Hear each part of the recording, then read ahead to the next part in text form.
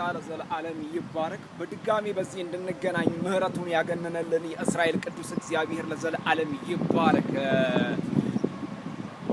ወዳጆቼ ወንድሞቼ ዛሬ ደግሞ የሆነ ትልቅ መልእክት ይዤ መጥቻለሁና ዘሁልቁ መጽሐፍ ላይ ወይም ደግሞ ኦሪት መጽሐፍ ላይ ዘሁልቁ መጽሐፍ ላይ ብሉይ ኪዳን ላይ ምዕራፍ 22 ላይ ያለውን ቃል አንብብላችሁ በጣም ይገርም። እኔ ግን አንድ ነገር እንትምላለሁ። እረኞች ብዙ ጊዜ ታስታውሳላችሁ ታውቃላችሁ። እረኞች ነው በሬ ሳርን እንዴት ነው የሚግጠው ወይም በሬ የለመለመን ሳር እንዴት ነው የሚግጠው?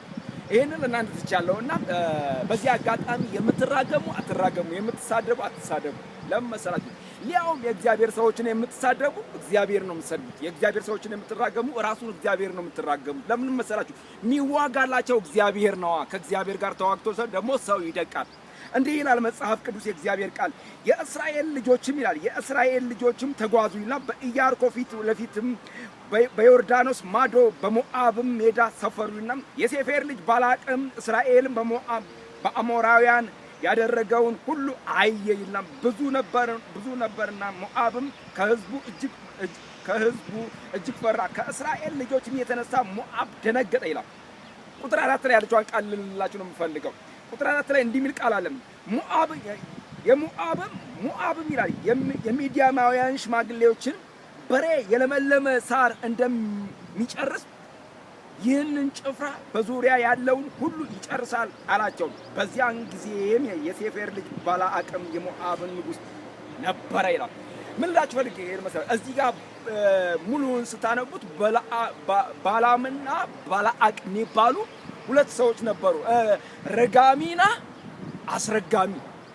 ረጋሚውና አስረጋሚው ነበረ። ማን ነው የሚረግሙት?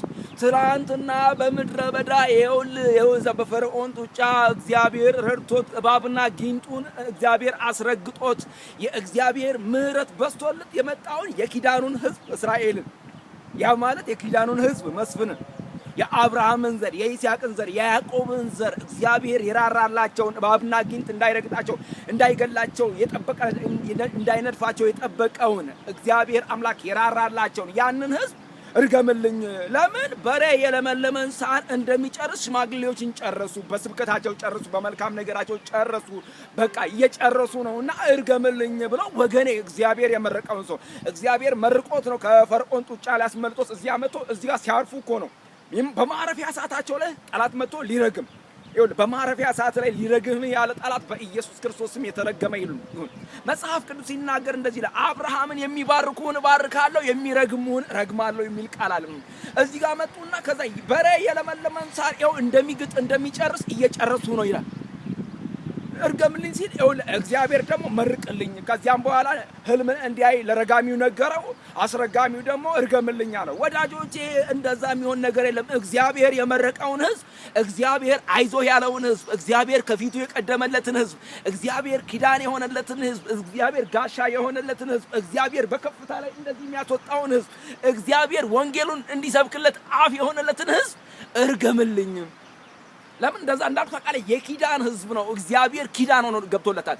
እግዚአብሔር አልጥልህም አልተውም ብሎ ይኸውልህ ሳይጥለው ሳይተወው እናት ልጇን በጀርባ እንደምትሸከም ተሸክሞ ብዙ ነገርን ብዙ ምድረበዳውን አሳልፎት የመጣውን ህዝብ ይኸውልህ ረጋሚና አስረጋሚ ተማክረው ሊረግሙ ዛሬም አሉ። በስራ ቦታ በምንገኝበት ቦታ አይሳካልህ እንደወጣህ ቅር የሆነ ጨንግፍ አትለምልም የመኪና ጎማ ይፍጭ እያሉ የሚረግሙ ነገሩ ምን መሰላችሁ? ቢሆንም አይሆንም። ለምን እንደሆነ ታውቃለህ? እግዚአብሔር መስፍኑን መርቆታል። እግዚአብሔር ቤቱን መርቆታል። እግዚአብሔር ትዳሩን መርቆታል። እግዚአብሔር ዘመኑን መርቆታል። ቁጥር 18 ላይ ልውሰዳችሁ። በኢየሱስ ክርስቶስም እንዲህ የሚል ቃል አለ። የሚገርም ቃል ይኸውልህ፣ እግዚአብሔር የመረቀውን ሰይጣን አይረግመውም። ቁጥር 18 ላይ ምን የሚል ቃል አለ መሰላችሁ? ሙሉን ለማንበብ እንግዲህ እዚህ ማህበራዊ ሚዲያ ላይ እንግዲህ እናንተ እንድታነቡ አሳይመንት ሰጥቻችኋለሁ። አጠር አድርጌ እንደ ሾርት ኖት ላቀርብላችሁ። እንዲህ ይላል ቁጥር 18 በለዓምም መልሶ የባላቅን መሪዎች ባላቅንም በቤቱ የሞላውንም ወርቅና ብር ቢሰጠኝ በትንሹ ወይም በትልቁ ቢሆንም የአምላኬን የእግዚአብሔርን ቃል እተላለፍ ዘንድ አይቻለኝም።